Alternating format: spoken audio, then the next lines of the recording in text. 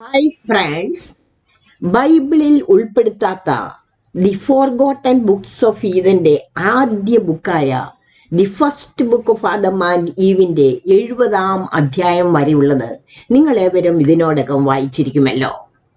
ആദമിനും ഹവ്വയ്ക്കും കുട്ടികൾ ജനിക്കുന്നതാണ് നാം അവസാനം കണ്ടത്. വളർന്നു വന്ന ആ കുട്ടികൾക്ക് എന്ത് സംഭവിച്ചു എന്ന് നമുക്ക് നോക്കാം. കുട്ടികൾ കൂടുതൽ ശക്തി പ്രാപിച്ചും പൊക്കം വെച്ചും വളർന്നുകൊണ്ടിരുന്നു. എന്നാൽ കയീൻ കഠിനഹൃദയനായിരുന്നു. അവൻ തൻ്റെ അനുജനെ ഭരിച്ചു. മിക്കപ്പോഴും അവന്റെ പിതാവ് ഒരു വഴിപാട് നടത്തുമ്പോൾ അവൻ അവരോടൊപ്പം അത് നടത്തുവാൻ കൂടാതെ പുറകിൽ നിൽക്കുമായിരുന്നു. എന്നാൽ സൗമ്യഹൃദയനായിരുന്ന ഹാബേൽ അനുസരണമുള്ളവനായി അവന്റെ പിതാവിനോടും അമ്മയോടുമൊത്ത് വഴിപാട് അർപ്പിക്കുവാൻ കൂടിയിരുന്നു. കാരണം അവൻ അത് വളരെ ഇഷ്ടപ്പെട്ടിരുന്നു. വളരെ ഉപവസിക്കുകയും പ്രാർത്ഥിക്കുകയും ചെയ്തിരുന്നു. അപ്പോൾ ഹാബേലിന് ഈ അടയാളം കിട്ടി. അവൻ നിധികളുടെ ഗുഹയിലേക്ക് വന്നപ്പോൾ സ്വർണ്ണ വടികളും ധൂപവർഗവും മൂറും കണ്ടു. അവൻ തൻ്റെ മാതാപിതാക്കളായ ആദമിനോടും ഹവ്വായോടും അവയെക്കുറിച്ച് അന്വേഷിച്ചു. ഇതെങ്ങനെ ഇവിടെ എത്തി എന്ന് ചോദിച്ചു. അപ്പോൾ ആദം തങ്ങൾക്ക് സംഭവിച്ചതെല്ലാം അവനോട് പറഞ്ഞു. തൻ്റെ പിതാവ് തന്നോട് പറഞ്ഞ കാര്യങ്ങൾ കേട്ട ഹാബേലിനെ അത് വളരെ ആഴത്തിൽ സ്പർശിച്ചു.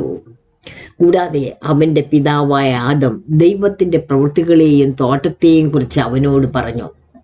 അതിനുശേഷം ആ രാത്രി മുഴുവനും അവൻ നിധികളുടെ ഗുഹയിൽ പിതാവിന്റെ പുറകിൽ നിന്നു. അന്ന് രാത്രി അവൻ പ്രാർത്ഥിച്ചു കൊണ്ടിരുന്നപ്പോൾ സാത്താൻ ഒരു മനുഷ്യന്റെ രൂപത്തിൽ അവന് പ്രത്യക്ഷനായി അവനോട് പറഞ്ഞു, നീ പലപ്പോഴും വഴിപാട് അർപ്പിക്കുവാനും ഉപവസിക്കാനും പ്രാർത്ഥിക്കാനും നിന്റെ അപ്പനെ പ്രേരിപ്പിച്ചിരിക്കുന്നു. അതിനാൽ ഞാൻ നിന്നെ കൊന്ന് ഈ ലോകത്തു നിന്നും നിന്നെ നശിപ്പിക്കും. എന്നാൽ സാത്താന്റെ വാക്കുകൾ വിശ്വസിക്കാതിരുന്ന ഹാബേൽ ദൈവത്തോട് പ്രാർത്ഥിച്ചു. സാത്താനെ അവരിൽ നിന്നും അങ്ങനെ ഓടിച്ചു കളഞ്ഞു. നേരം വെളുത്തപ്പോൾ ഒരു ദൈവദൂതൻ അവന് പ്രത്യക്ഷനായി അവനോട് പറഞ്ഞു, നിന്റെ ദൈവത്തിന് നോമ്പും നമസ്കാരവും വഴിപാട് അർപ്പിക്കുകയും ചെയ്യുന്നത് ചുരുക്കരുത്. ഇതാ, ലോർഡ് നിന്റെ പ്രാർത്ഥന സ്വീകരിച്ചിരിക്കുന്നു. രാത്രിയിൽ നിനക്ക് പ്രത്യക്ഷപ്പെട്ട് നിന്നെ മരണം വരെ ശപിച്ച ആ രൂപത്തെ നീ ഭയപ്പെടരുത്. പിന്നെ ദൂതൻ അവനെ വിട്ട് പോയി. നേരം വെളുത്തപ്പോൾ ഹാബേൽ ആദമിന്റെയും ഹവ്വായുടെയും അടുക്കൽ വന്ന് താൻ കണ്ട ദർശനം അവരോട് പറഞ്ഞു. എന്നാൽ അത് കേട്ടപ്പോൾ അതിനെക്കുറിച്ച് അവർ വല്ലാതെ ദുഃഖിച്ചു. എങ്കിലും അവനോട് അതിനെക്കുറിച്ച് ഒന്നും പറഞ്ഞില്ല. അവർ അവനെ ആശ്വസിപ്പിക്കുക മാത്രമാണ് ചെയ്തത്.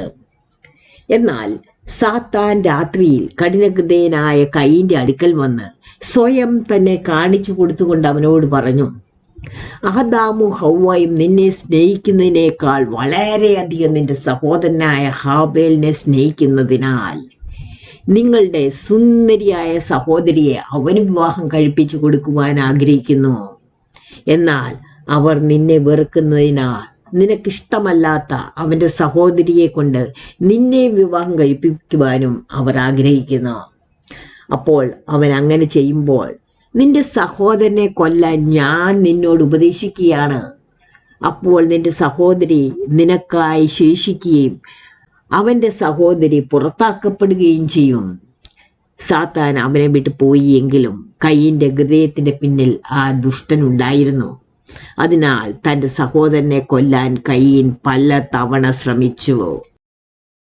എന്നാൽ ജ്യേഷ്ഠൻ ഇളവനെ വെറുക്കുന്നു എന്ന് കണ്ടപ്പോൾ ആദം അവരുടെ ഹൃദയത്തെ മയപ്പെടുത്തുവാൻ ശ്രമിച്ചു. ആദം കയീനോട് പറഞ്ഞു, എന്റെ മകനെ, നീ വിതച്ചുണ്ടാക്കിയ ഫലങ്ങളിൽ നിന്നും എടുത്ത് ദൈവത്തിനൊരു വഴിപാട് കഴിക്കുക. നിന്റെ വഷളത്തരവും പാപവും ദൈവം നിന്നോട് ക്ഷമിക്കേണ്ടുന്നതിനായി. ആദാം ഹാബേലിനോടും പറഞ്ഞു, നീയും നീ വിതച്ചതിൽ നിന്ന് എടുത്ത് ഒരു വഴിപാട് അർപ്പിക്കുക. ദൈവം നിന്റെയും വഷളത്തരവും പാപവും ക്ഷമിക്കേണ്ടതിനായി അത് ദൈവത്തിനായി കൊണ്ടുവരിക.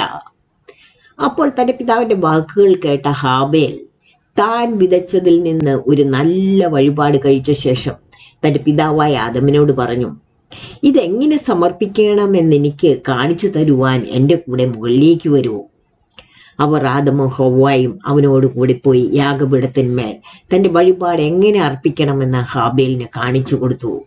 അതിനുശേഷം ഹാബേലിന്റെ വഴിപാട് ദൈവം സ്വീകരിക്കണമെന്ന് അവർ എഴുന്നേറ്റ് നിന്ന് പ്രാർത്ഥിച്ചു. അപ്പോൾ ദൈവം ഹാബേലിനെ നോക്കി അവന്റെ വഴിപാട് സ്വീകരിച്ചു. ഹാബേലിന്റെ നല്ല ഹൃദയവും ശുദ്ധമായ ശരീരവും നിമിത്തം അവന്റെ വഴിപാടിനേക്കാൾ ദൈവം അവനിൽ കൂടുതൽ പ്രസാദിച്ചു. കാപട്യത്തിന്റെ ഒരു കണിക പോലും അവനിൽ ഉണ്ടായിരുന്നില്ല. പിന്നെ അവർ യാഗപീഠത്തിൽ നിന്നിറങ്ങി അവർ വസിച്ചിരുന്ന ഗുഹയിലേക്ക് മടങ്ങിപ്പോയി. താൻ വഴിപാട് നടത്തിയതിലുള്ള സന്തോഷത്താൽ ഹാബേൽ തന്റെ പിതാവായ ആദമിന്റെ മാതൃകയെ പിന്തുടർന്ന് ആഴ്ചയിൽ 3 തവണ അത് ആവർത്തിച്ചു. എന്നാൽ കയീന് വഴിപാട് അർപ്പിക്കുന്നതിൽ ഒരു ഇഷ്ടവും ഉണ്ടായിരുന്നില്ല.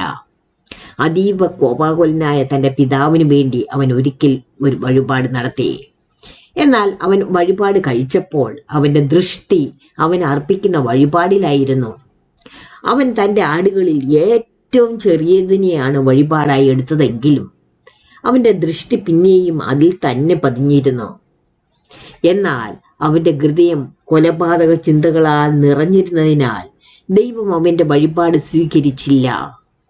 കയീന് 15 വയസ്സും ഹാബേലിന് 12 വയസ്സുമാകുന്നത് വരെ അവരെല്ലാവരും ഹവ്വ പ്രസവിച്ച ആ ഗുഹയിൽ ഒരുമിച്ച് തന്നെ താമസിച്ചു.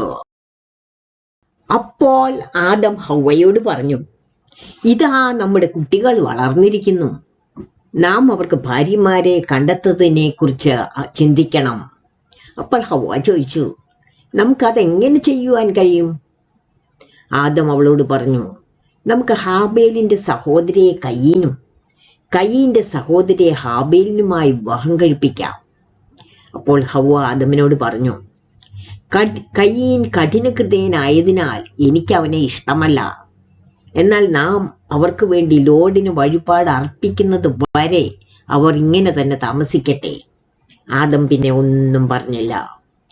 അതിനിടയിൽ സാത്താൻ വയലിലെ ഒരു മനുഷ്യന്റെ രൂപത്തിൽ കയീന്റെ അടുക്കൽ വന്ന് അവനോട് പറഞ്ഞു, ഇതാ ആദമും ഹവ്വായും നിങ്ങളുടെ 2 പേരുടെയും വിവാഹത്തെക്കുറിച്ച് ആലോചന നടത്തിയിരിക്കുന്നു. നിന്റെ സഹോദരിയെ ഹാബേലിനും ഹാബേലിന്റെ സഹോദരിയെ നിനക്കുമായി അവർ നിശ്ചയിച്ചിരിക്കുന്നു. ഞാൻ നിന്നെ സ്നേഹിക്കുന്നില്ലായിരുന്നു എങ്കിൽ ഞാൻ നിന്നോട് ഈ കാര്യം പറയുകയില്ലായിരുന്നു. നീ എൻ്റെ ഉപദേശം സ്വീകരിക്കുകയും എൻ്റെ വാക്ക് കേൾക്കുകയും ചെയ്താൽ നിന്റെ വിവാഹ ദിനത്തിൽ ഞാൻ നിങ്ങൾക്ക് മനോഹരമായ വസ്ത്രങ്ങളും സ്വർണവും വെള്ളിയും ധാരാളമായി കൊണ്ടുവന്ന് തരാം. എൻ്റെ ബന്ധുക്കൾ അതിൽ സംബന്ധിക്കുകയും ചെയ്യും. അപ്പോൾ കയീൻ സന്തോഷത്തോടെ ചോദിച്ചു, എവിടെയാണ് നിന്റെ ബന്ധുക്കൾ? സാത്താൻ മറുപടി പറഞ്ഞു, എൻ്റെ ബന്ധുക്കൾ വടക്കു ഭാഗത്തുള്ള ഒരു പൂന്തോട്ടത്തിലാണ്. ഒരിക്കൽ നിന്റെ പിതാവായ ആദമിനെ അവിടേക്ക് കൊണ്ടുവരുവാൻ ഞാൻ ഉദ്ദേശിച്ചിരുന്നു.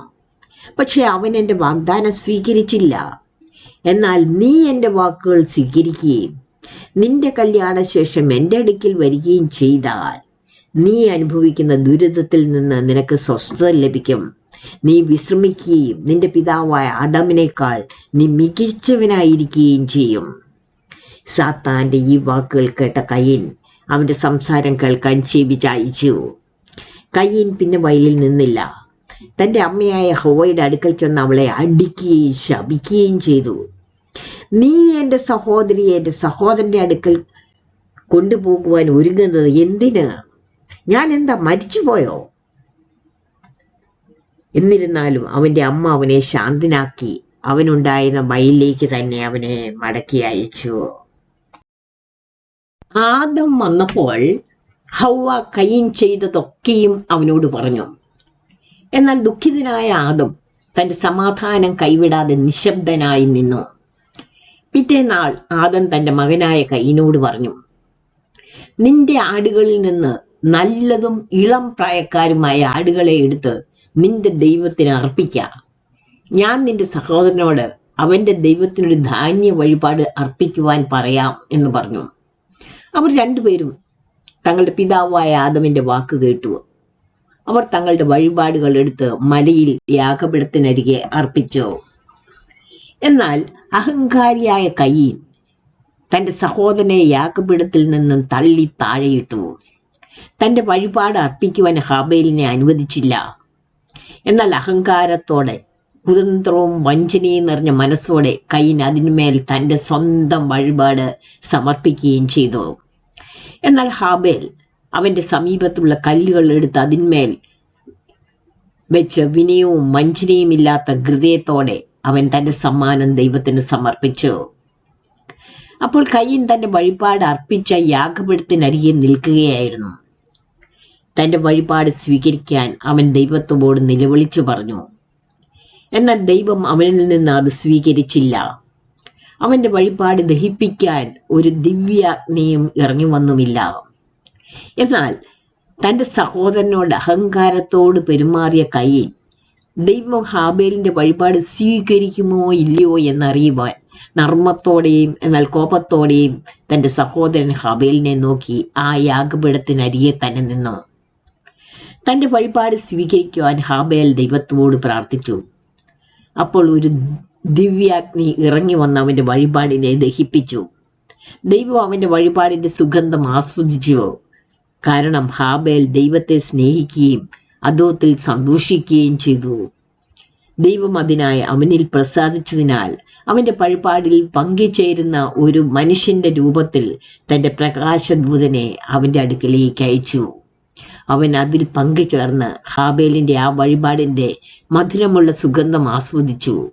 അത് ഹാബേലിനെ ആശ്വസിപ്പിക്കുകയും അവൻ്റെ ഹൃദയത്തെ ശക്തിപ്പെടുത്തുകയും ചെയ്തു. എന്നാൽ തൻ്റെ സഹോദരൻ്റെ വഴിപാടിൽ സംഭവിച്ചതെല്ലാം നോക്കിക്കൊണ്ടിരുന്ന കയീൻ കോപാകുലനായി. അപ്പോൾ അവൻ തൻ്റെ വഴിപാട് ദൈവം സ്വീകരിക്കാത്തതിനാൽ തൻ്റെ വായ തുറന്ന് ദൈവത്തെ ദുഷിച്ചു. എന്നാൽ ദൈവം കയീനോട്, എന്തുകൊണ്ടാണ് നിന്റെ മുഖം വിഷാദമുള്ളതായിരിക്കുന്നത്?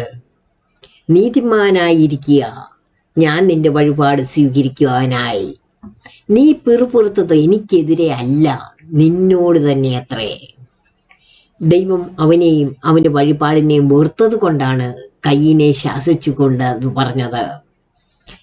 കയീൻ യാഗപീഠത്തിൽ നിന്ന് ഇറങ്ങി വന്നു. അവൻ്റെ നിറം മാറി ദയനീയമായ മുഖഭാവത്തോടെയായിരുന്നു. അവൻ്റെ അപ്പൻ്റെയും അമ്മയുടെ അടുക്കൽ വന്ന് തനിക്ക് സംഭവിച്ചതൊക്കെയും അവൻ അവരോട് പറഞ്ഞു. ദൈവം കയീൻ്റെ വഴിപാട് സ്വീകരിക്കാത്തതിനാൽ ആദം വളരെ ദുഃഖിച്ചു. എന്നാൽ ഹാബേൽ സന്തോഷത്തോടെയും നിറഞ്ഞ ഹൃദയത്തോടെയും ഇറങ്ങി വന്നു. ദൈവം തൻ്റെ വഴിപാട് സ്വീകരിച്ചത് എങ്ങനെ എന്ന് പിതാവിനോടും അമ്മയോടും അവൻ പറഞ്ഞു. അവർ അതിൽ സന്തോഷിക്കുകയും അവൻ്റെ മുഖത്ത് ചുംബിക്കുകയും ചെയ്തു.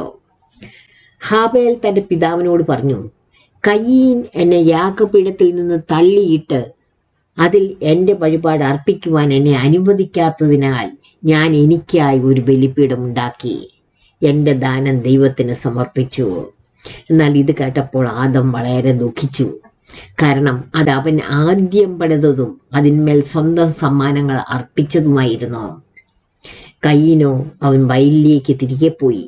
അവിടെ സാത്താൻ വന്ന് അവനോട് പറഞ്ഞു, നിന്റെ സഹോദരൻ ഹാബേൽ, നീ അവനെ യാഗപീഠത്തിൽ നിന്ന് തള്ളിയിട്ടതിനാൽ നിന്റെ പിതാവായ ആദമിന്റെ അടുക്കൽ അഭയം പ്രാപിച്ചിരിക്കുന്നു. അവർ രണ്ടുപേരും അവന്റെ മുഖത്ത് ചുംബിച്ച് അവനിൽ നിന്നേക്കാൾ വളരെയധികം സന്തോഷിക്കുകയും ചെയ്യുന്നു. സാത്താന്റെ ഈ വാക്കുകൾ കേട്ടപ്പോൾ കയീൻ ക്രോധത്താൽ നിറഞ്ഞു. അവൻ ആരെയും അറിയിക്കാതെ, എന്നാൽ തൻ്റെ സഹോദരനെ ഗുഹയിൽ കൊണ്ടുവരുന്നത് വരെ അവനെ കൊല്ലാൻ കാത്തിരുന്നു.